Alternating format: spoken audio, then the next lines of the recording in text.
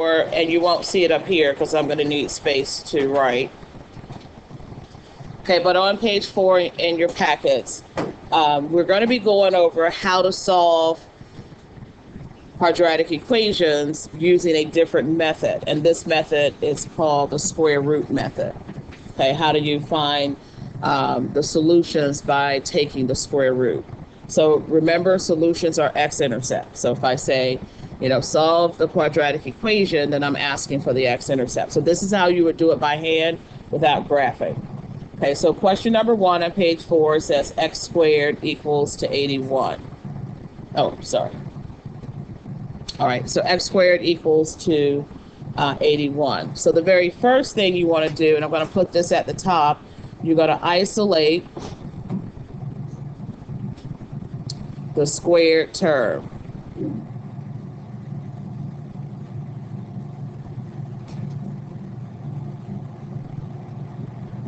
Okay, so what does isolate the squared term means? That you want to have the squared term on one side of the equal sign by itself. In this case, that's already done. Okay, in some cases, it's not going to be done. So you got to isolate the squared term. After you do that, then you just simply take the square root of each side. So when I take the square root of x squared, that equals to x. When I take the square root of 81, you do the positive and negative root of that problem, of that number. So that's going to be positive and negative 9. So when we actually write the solution, it actually looks like positive and negative 9. Now, if you actually want to write out 9 and negative 9, okay, you can definitely do that. But this is just a shortcut way of saying positive 9 and negative 9. Number 2, so we have a squared equals to 20. So again, the square term is already isolated, so then you just simply take the square root of both sides. So now, when we take the square root of 20, going back to when we did Unit 7, on radicals, 20 is not a perfect square. So you're going to have to break the 20 down into factors, like 4 times 5. Okay, take the square root of 4 out, which is 2. And then you can put your plus and minus back in front. Okay, just like we did when it came out to be positive and negative 9. So in this case, your solutions would be plus or minus 2 times the square root of 5. So this kind of goes back to how you simplify your radicands. Now you could also get that answer from your calculator. So remember how we just put in y equals 20 divided by x squared and then look for that number in the calculator. You can do that. All right, let's look at number 3.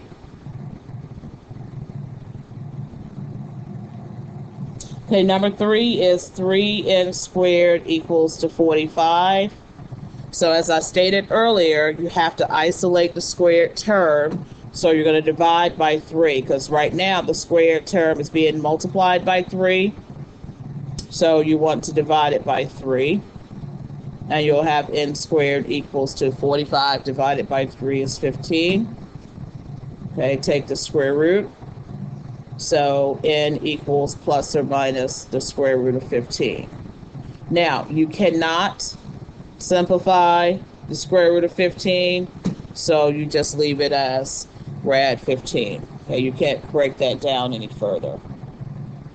All right. Now, I'm going to do one that you actually have to maybe add or subtract from both sides. So let's look at question number 9. Okay, in question number 9, we have 2x squared minus 3 equals to 15.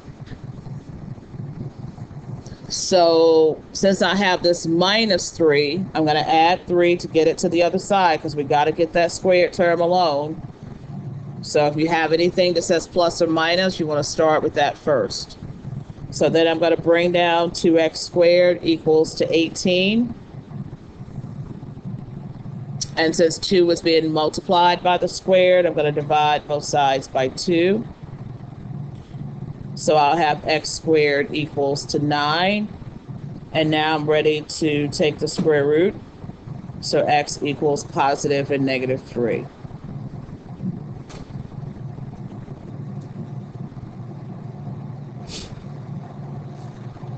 So then you just put that in your set brackets.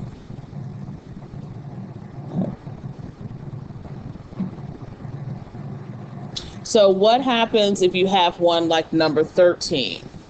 Okay, so look at question number 13. And we just had a test on how you expand x minus 1 times x minus 1. So let's do number 13. Okay, that says x minus 1 to the second power equals to 9. So obviously you have to now expand out or multiply x minus 1 times x minus 1 first. So let's go ahead and do that. X minus 1 times x minus 1. So that's going to give me x squared minus x plus 1. So that comes out to be x squared minus 2x plus 1